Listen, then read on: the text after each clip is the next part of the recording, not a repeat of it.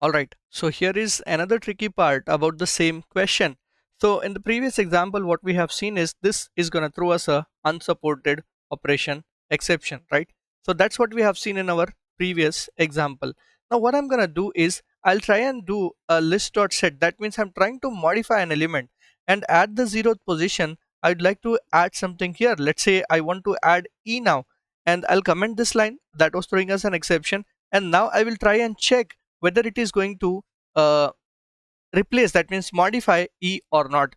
So when I run this piece of code, you can still see that it is unsupported operation exception.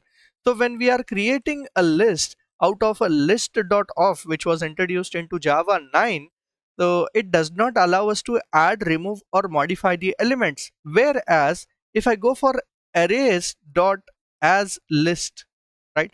So in the same context, what happens is I've just changed from list.of to arrays.add as list. Still, now if I try to add D, it is throwing me a unsupported operation exception.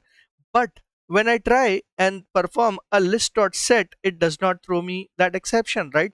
So now what I'm gonna do is I will say system.out.println, and now I'm gonna print a list. So the moment I print the list, you notice that the element A is replaced with the element E here, right?